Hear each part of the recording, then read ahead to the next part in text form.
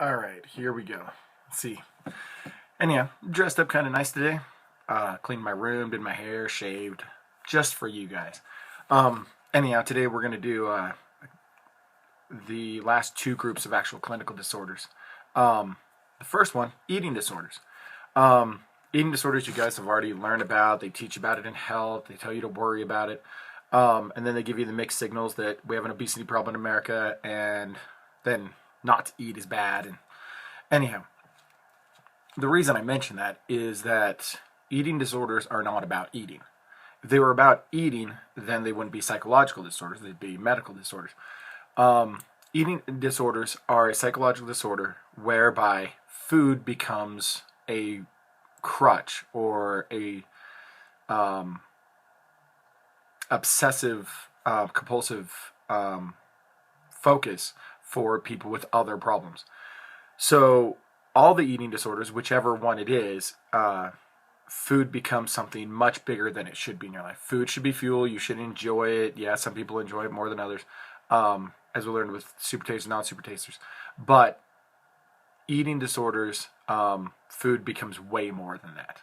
So let's talk about the different categories of eating disorders. There's not eating disorders. There's eating disorders. Not eating disorder, anorexia. Anorexia nervosa. It's a nervous disorder, nervosa. Anorexia is marked by people who don't eat.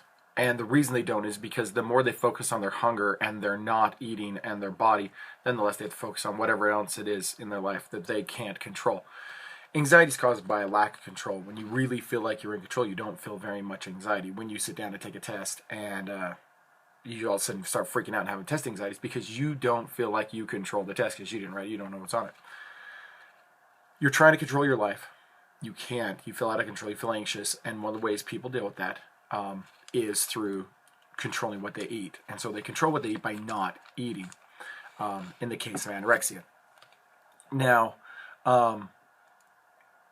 there are physical symptoms of not eating, the weight loss, the problems with what you're seeing in yourself. But with anorexics, they don't see themselves the way that we see them.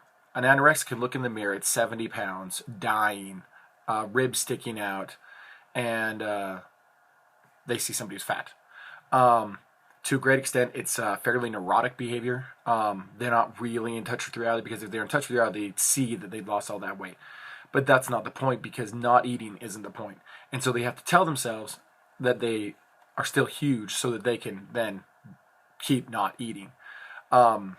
The eating is a obsessive compulsive behavior. They might even want to stop, but they can't stop because they can't control the anxiety without not eating. So that's anorexia. Bulimia, or anorexia bulimia is actually the technical term for it, is marked by people who do what are called compensatory activities. Compensatory activity is something that makes up for something else. So the way that a bulimic looks at it is that if you eat something, you have to get rid of it. And there are lots of different ways to get rid of that. Now, one of the ways, the most common one, the one that you guys think of and that you're taught about, is by purging. So they eat a bunch and then they throw it up. And then their body feels like they ate something, psychologically speaking, in your hypothalamus, where it says that you're not hungry and that you're full. That will get triggered and you won't want to eat. And so you're not technically starving according to your brain. Your body's starving, but your brain doesn't think so. And you kind of get by. But that's not the only compensatory activity. It's actually one of the less common compensatory activities. So some of the other compensatory activities are laxatives or other diet pills that flush your system. Another one is, and the most common one actually, the one that means that bulimia is actually really underdiagnosed, is exercise. People who exercise compulsively in order to burn off the calories that they got when they ate, people who obsess about how much they eat and how much they need to burn off, that's actually the most common compensatory activity of bulimics. I knew a girl, she would wake up, this was her day. She was bulimic, she was worried about her weight, she was worried about her body, she was worried about all sorts of things. The way that she dealt with that anxiety was she would wake up at 5 a.m., she would put on her sweats and she would jog to the gym. The gym was about a mile away. She'd get to the gym about 5:30. She'd work out from 5:30 to 6:30. So at this point, she'd already run a little over a mile, or then she'd jog home. She'd work out for an hour, and then she'd jog back home. So she'd be home by 7, shower, change, hurry over to school. Her school started at 7:45, I think it was. Her first period class, she had dance. She was on the dance company. So she would do dance company. On the days that they had early morning dance company practice, she would go to the gym even earlier a lot of times. So she'd go to dance practice for an hour and a half. And then she had on the other day that she didn't have dance, she had a weight training class. So she'd weight train in there for an hour and a half after already having been in the gym in the morning. After school, she would either go to dance classes. She had 5 dance classes that she took a week. So another 5 hours of dancing, 5 to 10 hours of dancing a week, plus rehearsals. She said it averaged more like 10 hours a week. Then she would go to for another jog, and then she'd sit up at night before she went to bed, and she had to do 500 push-ups and 1,000 sit-ups in her bedroom with some other exercises mixed in before she'd go to bed. She'd go to bed about midnight, and she'd wake up again 5 a.m. the next day. She was burning off thousands and thousands of calories, or at least trying to, but her body wouldn't actually let that weight go because your body starts to shut down. It starts to hold on to food when it's undernourished. She did this for about a year, and she ended up weighing 92 pounds. She was 5'7". She exercised all the time, so she had quite a bit of muscle mass before it was all eaten away. She would binge and purge once in a while. She would take laxatives. She did it all. And actually, when you look at bulimics, they usually will do whatever it takes. Any mixture of those things. So that's bulimia. All right. The next one is compulsive eating disorder. And compulsive eating disorder is marked by people who relieve their anxiety by eating. These are the people that are huge. People in the 500 to 2,000 pound range. The people who are the biggest people in the history of the world. Usually compulsive eaters.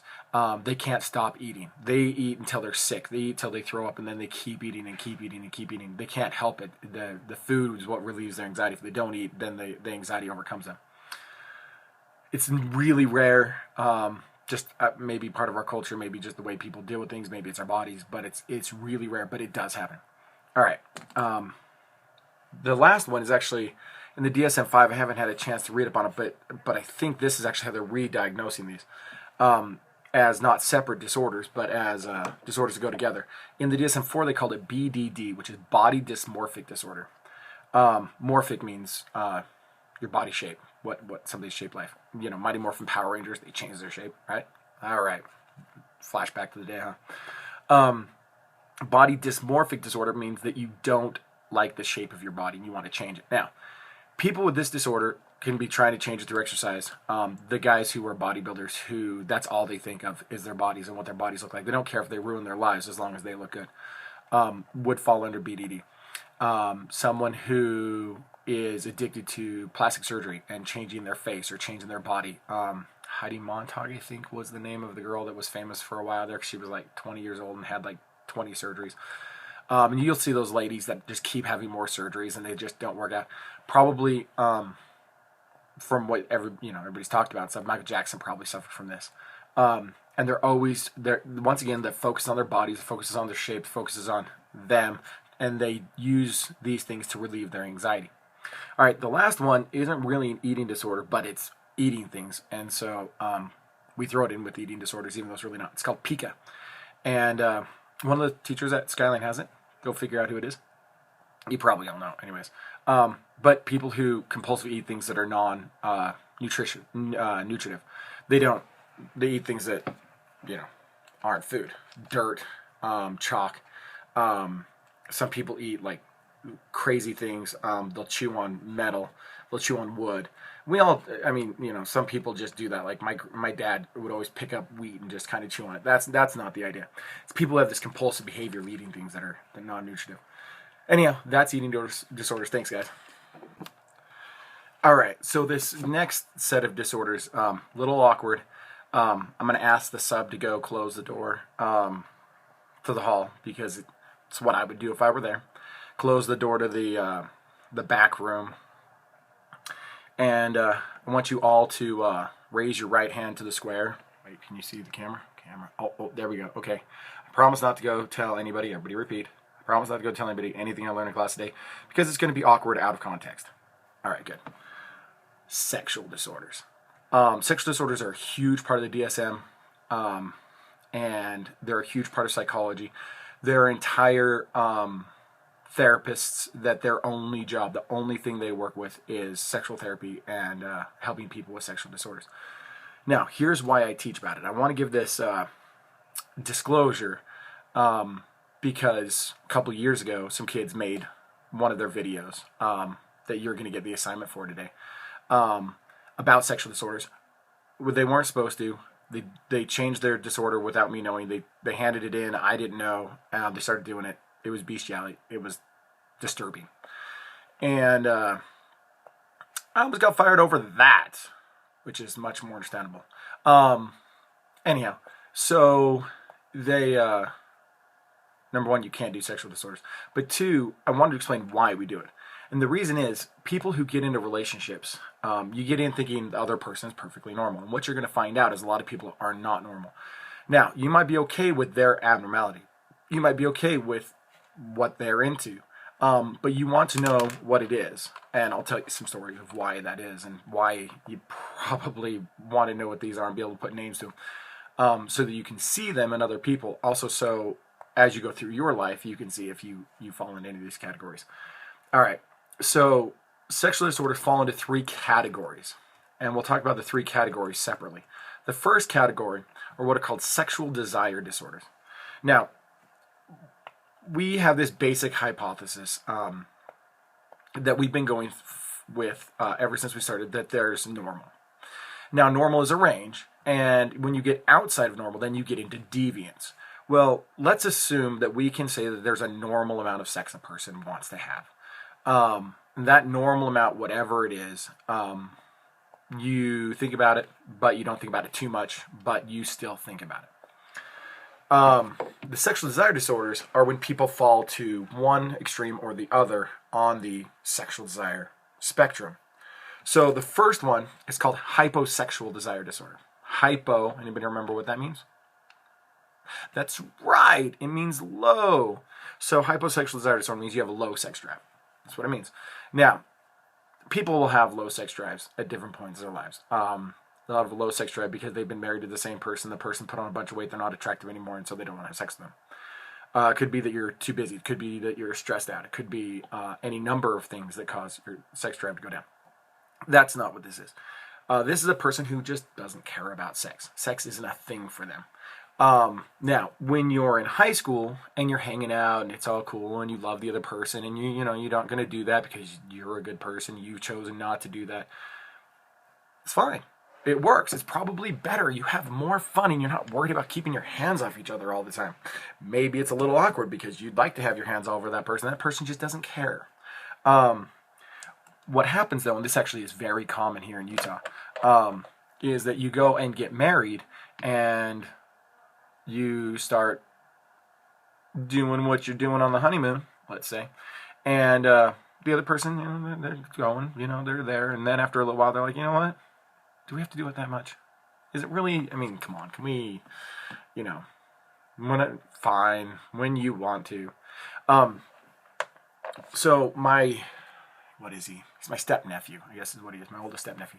He got married right out of high school. Had dated this girl all the way through high school and broke up with her, and then on the rebound, married the next girl that he dated. They got married. They went on the honeymoon. I assume they were normal people on the honeymoon. Within a month of the end of the honeymoon, she went to him and she said, okay, I don't ever want to have sex again. I don't like it. It's just not my thing. What do you want to do? And they got divorced. He got remarried, funny enough, to his high school girlfriend. And I don't know anything about their sex life. But his ex-wife then decided she was going to switch teams, and she tried out being a lesbian for a while and then decided she didn't want to have sex with girls either. She just didn't care about sex.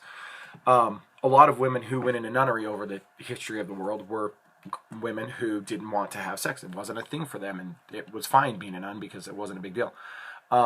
Monks, there were ways in society that you could just be a normal person and just not have sex because it wasn't a thing for you.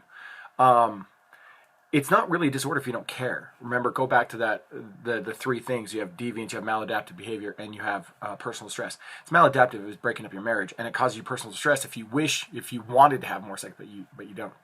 So that's hyposexual desire disorder. The other side of that, hypersexual desire disorder. What's hyper mean? Yep, you guys are faster on that one. That's a high sex drive. So a person with hypersexual desire disorder, oftentimes called a nymphomaniac. It was the old term before we had the DSM. Somebody who wants to have sex all the time. Now, two people could be madly, passionately in love and be in a relationship where they have sex all the time. A lot, whatever that would mean. People with hypersexual desire disorder, it's never really satiated. People with this, if you find a good partner or multiple partners or whatever it is, you can probably deal with it. A lot of people, though, when you look at serial killers and serial rapists and things like that, they have been suffering from this. That's all they think about. They think about sex all the time. They can't ever get enough, if they can get any at all, because they're usually a little weird. And so they end up taking it or forcing it or some other sexual perversion that comes from that. But it stems from a hypersexual desire. Once again, you want to know when you're going into a relationship if a person has hypersexual desire disorder, or if they're just hypersexual. That's something you're buying into when you get in that relationship. These probably aren't conversations you have right away, but at some point. All right, the next one is sexual aversion disorder. Basically means you're afraid of sex, the idea of sex. There's actually a phobia of sex. There's actually a number of them. But this goes beyond that. This is a person who's afraid of sex. Now, it's actually really common for women who've been sexually abused at some point or been raped. That anytime a guy touches them, even if they want the guy to touch them, even if they're into the guy, and it's consensual, they'll still freak out at the idea of it, because there's a psychological barrier there because of what happened to them before. This isn't super uncommon here in Utah. We actually have a couple of fairly large sex disorder practices in Utah, because we're a fairly, what's the best word for it, repressed society here in Utah. Not that that's a bad thing or a good thing, but what it is a lot of girls get married after having thought that sex was a bad thing and you shouldn't do it and you should never do it and you should wait, and then you get married and now you're supposed to have sex all the time. And for some people, that's a really easy switch to flip. It's fine. It's not a big deal. Other people, it's not. And so there's a fear. There's a that goes along with sex. Usually can be dealt with through therapy pretty quickly. Sometimes it can't. Sometimes the fear comes because you have a partner who is abusive or wants it too much or whatever it might be, and it grows within the relationship. All right, the last one is sexual pain disorder. Sexual pain disorder is you have massive pain while having sex. Much more common with women than men. It happens in some men, but with women it's much more common to have massive amounts of screaming at the top of your lungs. It's like somebody just shot you pain when you attempt to have sex. Even though you want to, there's, for whatever reason, a pain associated with it. It's usually there's an associated medical condition going on with it, but it becomes a psychological thing when you want to have sex and you can't because it's painful. It shouldn't be painful. The body's not meant for it to be painful, and so the brain doesn't know how to deal with it. So those are the sexual desire disorders. All right, the second category is very short. It's called gender identity disorder. I haven't looked in the DSM-5 yet. They might have taken this out. It basically means you're a transsexual. You are born with male parts and you think you're female, or you're born with female parts and you think you should be a male. Gender, for psychologists, is a psychological thing. Gender stereotypes, what makes you a male versus what makes you a female, or masculine versus feminine. These are psychological ideas that we pass on, and we all kind of agree on what they are. And when when a male acts effeminate, then you start to wonder things. And if a female is too masculine, then you start to wonder things. It's part of our culture, and almost every culture in the world is fairly similar that way. So people who don't fall into that, it throws them off. There was a funny story in the newspaper yesterday about a kid who wanted to bring a My Little Pony lunchbox to school, and the school told him he couldn't because it was a what was it, a target for bullying. It's basically asking him to get beat up. So they told him not to bring it because they can't really stop the bullying when a kid does that. Even as little kids, that's very, very, it's probably one of the earliest things, at least with my children, that I noticed, was that my son wanted to watch Power Rangers and break things. And my daughter wanted to put on dresses. She learned how to dress herself at 18 months old before she could talk, because she wanted to dress herself and she couldn't explain to us what she wanted to wear because she couldn't talk yet. So these gender roles are a big deal. So when they get crossed,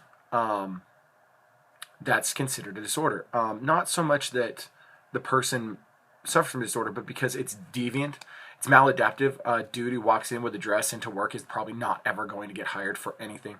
It's going to be awkward in class. It's going to be awkward around people. It's probably going to cause them some personal distress. We had a transgendered person at Skyline a couple years ago, and he, anatomically male, felt like he was a female. Had a problem because he'd wear his dress into the men's bathroom because they wouldn't let him use the women's bathroom where he wanted or she wanted to go. With gender reassignment surgery, getting a sex change, it's not as big a deal anymore. In California, the state pays for it because it's covered under, a mental health issue, covered mental health issue. Other places not quite so understanding, but it can cause psychological problems from that. Now, if you deal with it perfectly normally and it doesn't bother you, then it's not a disorder. It can be a disorder for a person struggling with something that is abnormal in our society. Now, in 20 years, it might be perfectly normal.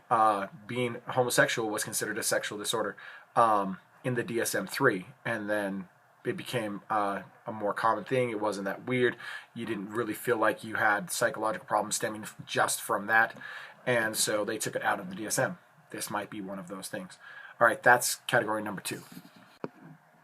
Okay. So the third part of sexual disorders is what are called paraphilias. Now, philia in Greek is one of their terms for love. And para means outside or partial. And so this is kind of love outside the normal, is what it stands for.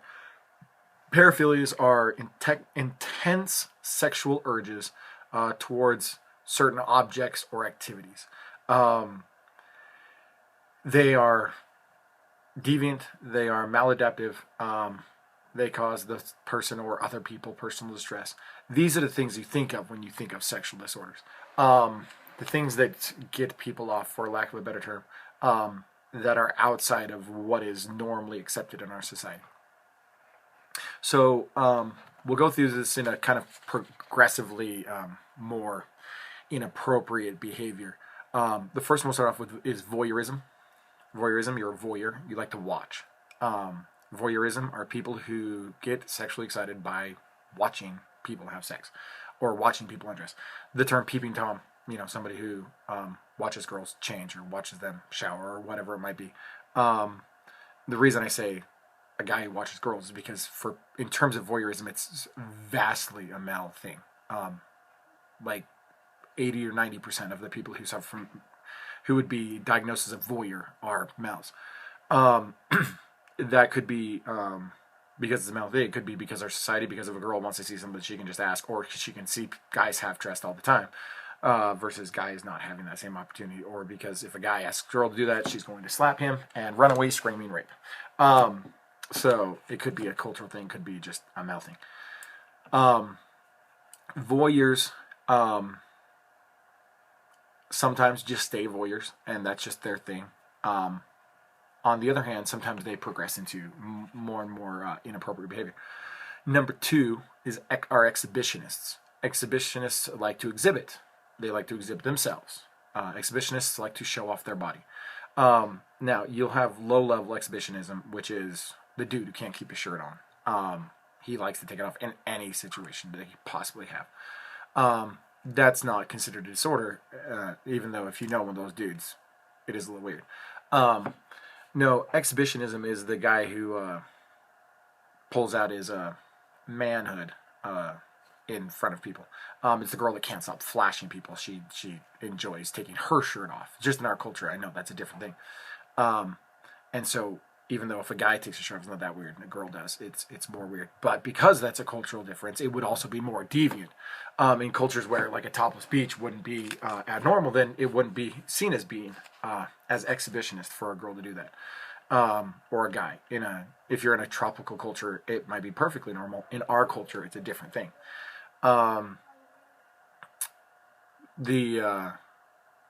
The big thing with exhibitionists is when it becomes a disorder is when it's people who are showing their genitals to other people. And it's usually, once again, males. These are the guys who walk around in long trench coats and walk up to people like, hey, how you doing? Then they open their trench coat and show you all their business. That's where you get into the being diagnosed as an exhibitionist. Now, there are people who like to have sex in public, and that's another part of exhibitionism is the chance of getting caught. They're excited by the chance that they're doing something in public and they could be caught. That would also be considered exhibitionism and can be considered a disorder because it's kind of inappropriate in our culture to be having sex out in public. The next one is frauderism. I'll spell that for you. Frotteeurism. Frauderism. A person who is suffers from frauderism is called a frauderer. And frauders like to touch people. They like to sneak a grab, is probably the best way to put it. Frauders tend to reach out and try and touch people inappropriately in situations where they won't be caught, usually in crowds. Most commonly on subway trains, on buses, at concerts, places where people are pushed together and all of a sudden a hand reaches out and starts touching you, caressing you, groping you, squeezing you, pinching you, whatever it might be, tickling you. All three of these, exhibitionism, voyeurism, and frauderism, all have the same, to a great extent, basic fantasy that goes on, which is a voyeur thinks that if the person sees them out there, they'll be like, ooh, they're watching me. That turns me on. I want to have sex with them. And then you end up having sex.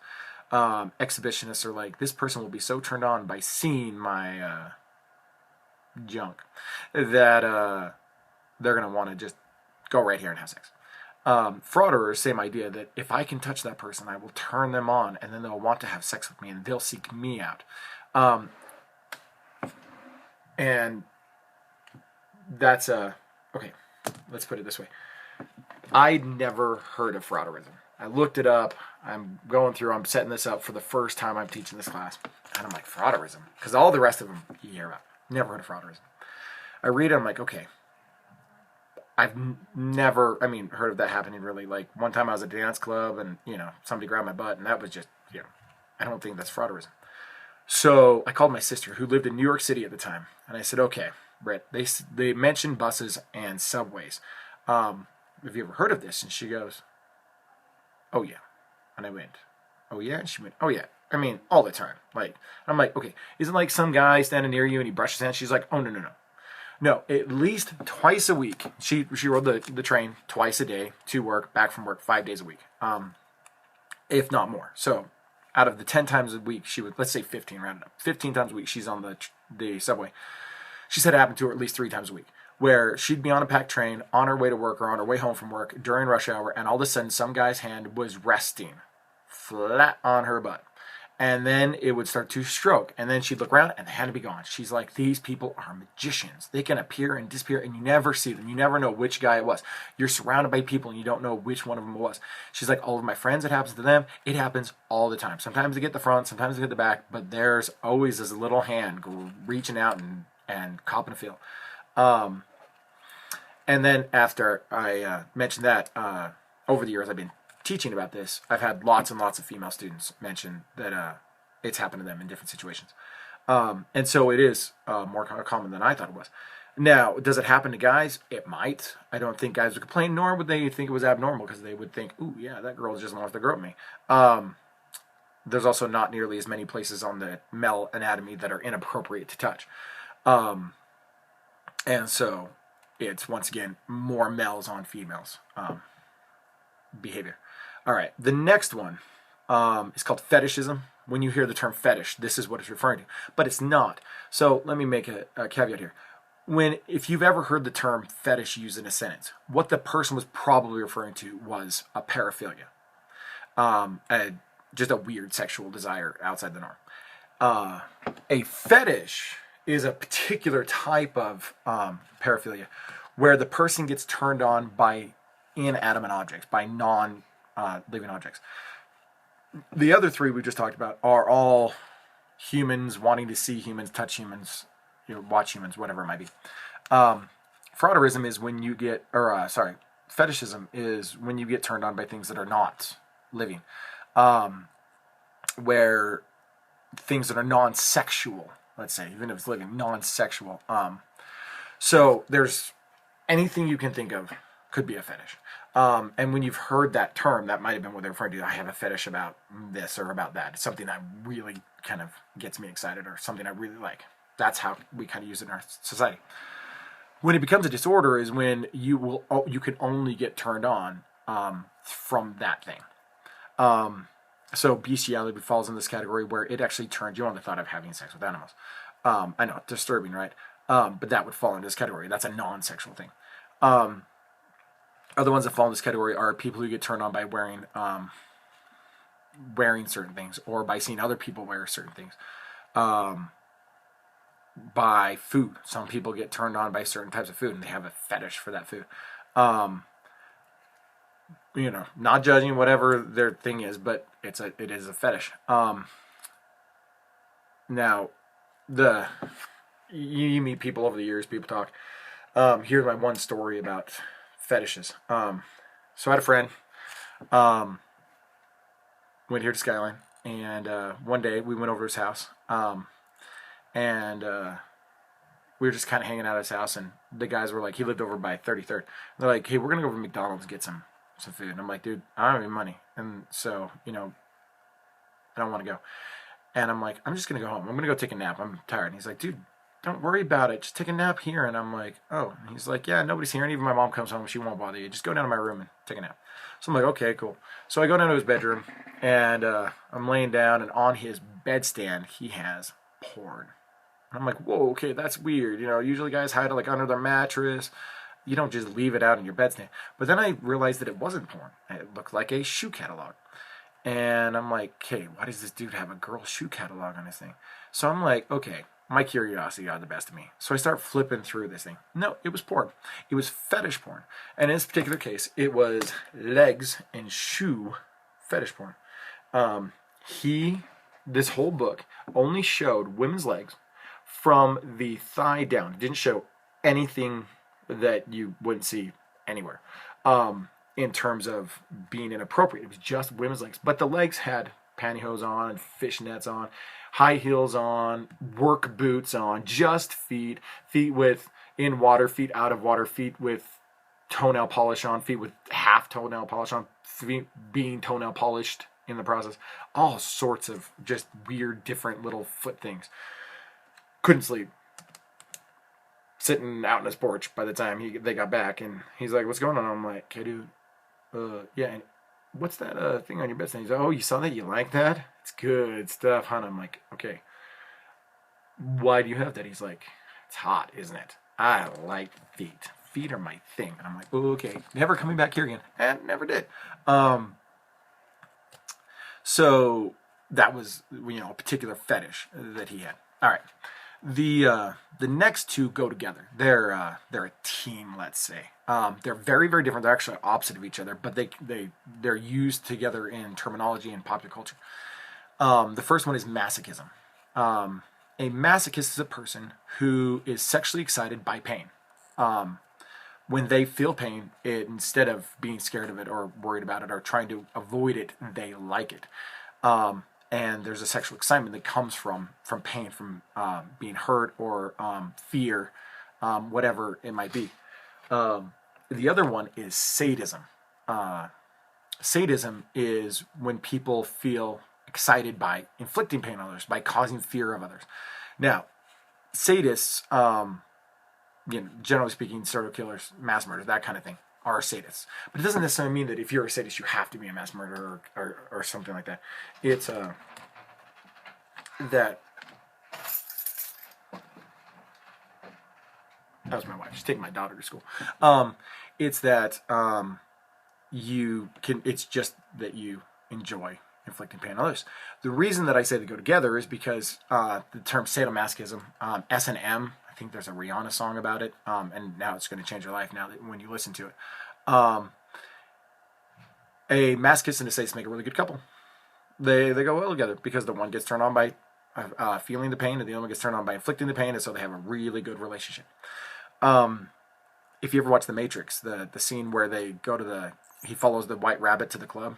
That club is a S&M club in Sydney, Australia. They just looked up in the phone book, found one, went and said, "Hey, we want to film here," and they said, "Cool, all right." And that's what the people were like. They didn't have any setup. There's no costumes. That's the way the people were. First time I taught about this, I had a little girl raise her hand. She's like 90 pounds, little just blonde girl. She raised her hand. She goes, "My boyfriend and I are into that." And I went, "I don't want to know." And she's like, "No, I want to talk about it." And her boyfriend was sitting there, and he's like, "Oh yeah, we're totally into this." And I'm like, awkward. And I'm thinking in my head, am I going to get fired for this? Because this is awkward. But they're like, "No, we want to talk about it." And I said, "Okay, so he likes to inflict pain on you?" She's like, "Oh, no, that's, ugh." And I went, "Okay, well, what do you mean then? I mean, do you know what we're talking about?" She's like, "Oh, no, we're talking about. I like to hurt him. He likes the pain." I'm like, "Whoa." She's like, "Yeah, we do all sorts of crazy things." And I'm not going to even say the rest of what she said, and I had to cut her off. It was interesting that a few days later, he came to class with an arm in a sling, and he was a football player on the football team. And I'm like, "Oh, what happened in the game?" And he's like, "Oh, this happened in the game. This happened after the game, if you know what I mean." Man, she had me tight. And yeah, we'll stop there. It was disturbing. But that's what S&M is when you hear that term, or sadomasochism, or it's sadism and masochism together. You're not both. You're usually one or the other. There's a bunch of episodes of CSI, if that intrigues you, about that. There's lots of episodes of almost all of those shows about this idea. Okay. The next one we have is transvestic fetishism. I should have put this under fetishes. It's actually its own category in the DSM. Transvestite people who are transgendered.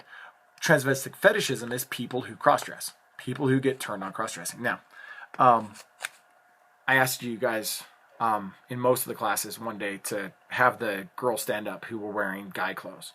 And the girls all felt awkward because they're not guy clothes. They're jeans and a t-shirt or jeans and a sweatshirt. They're not dressed like a guy.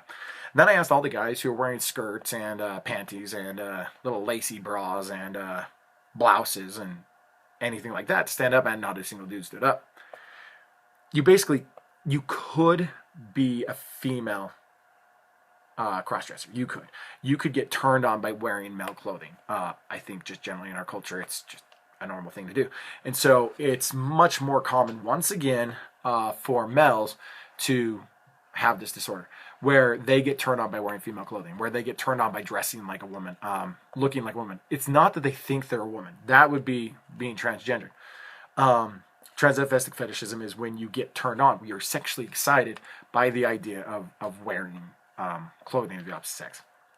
All right, the last one is pedophilia. Person who's pedophile is a person who, pedo means child, so you love children. You have a sexual love towards children. You want to have sex with children. Now, children means anybody who's not an adult. That means different things for different people. If you're a girl and your boyfriend's 21 years old and you kind of look a little bit older for your age and you just happen to hit it off and he doesn't really know how old you are, that's not really him being a pedophile. On the other hand, if he's 23 years old and you're 16 years old and he thinks you're super hot because you're 16 years old and he really kind of likes the young looking 16-year-old girls, that's a pedophile. It's somebody who's turned on by someone looking like they're a child. Now, there are tons of different categories of pedophiles. There's well over 100. They basically break it down into a couple of categories. You can be a male pedophile, you can be a female pedophile, you can be a gay pedophile, you can be a straight pedophile, you can be a asexual pedophile, which means that you don't You don't care what gender they are. It's not bisexual. Gender is not the thing that you're looking for. It's the childishness of it. Then there's also age. What age the pedophile is excited by. So there's pedophiles who are excited by girls or boys who almost look like adults, but they're not. There's the excitement there that they might even look like adults, but because they're not adults, that's what's exciting. Then there are the ones that kind of like young-looking teenagers. Then there are the ones that like young teenagers, like 13, 14 years old, junior high age. Then there are ones that like preteens. Then there are ones that like elementary school age. Then there are ones that like young elementary school. Then there are the ones that like all the way down to toddlers, babies, and even infants. Some get turned on by the idea of having sex with infants. There are a lot of pedophiles out there. A lot. It's disturbing when you look at the numbers of what they find in like child pornography on the internet and stuff, because it tells you that there's a lot of people that's their thing, and especially if you take it all the way up to guys or girls who get turned on by wanting to date high school kids, then it actually makes it a fairly large group, and quite disturbing.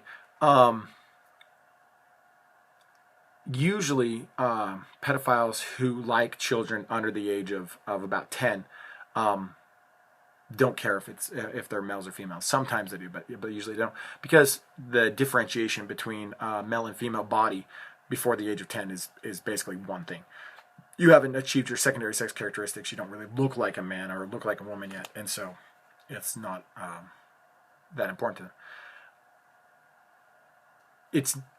Pedophilia is illegal everywhere at every level for everybody, and so it's one of those things that's, some of these other ones is like, oh, okay, that person's like that, whatever. Pedophilia is much bigger because it's illegal at every level, because the attraction is towards somebody that can't consent. Anyhow, what you're going to do now is you're going to watch an episode of To Catch a Predator on YouTube. Just Google it, find it. Whoever the sub is, thank you. And that's where they go in. They set it up where somebody acts like they're a teenager and asks, just gets on the internet. Here's my story about that. So, ZHT 97.1 ZHT used to do a thing in the mornings called Scared Straight, and they would do things on the internet to kind of teach kids, because that's mostly who listens to them, not to do stupid things on the internet. Like they would get on and chat with somebody, and the person would give them all the information, and then they'd show up at the person's house and say, hey, look what just happened. You gave this information out, and we tracked you right back to your house. And a pedophile could do that. Well, in this particular morning when I was driving to school, I was listening to this one. They got on, the girl on ZHT, she logged on the internet into just a basic chat room, not a sexual chat room thing, just a basic chat room.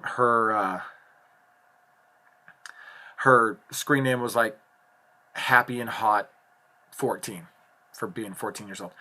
And she logged on at 6:50.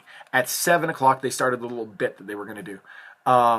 And within that 10 minutes, she had 5 guys. Now, this is 6:50 in the morning Utah time. So, I mean, it's 7 o'clock, or it's 5:50 in California. It's the latest it is like 10 o'clock in the morning, or 9 o'clock in the morning in New York City.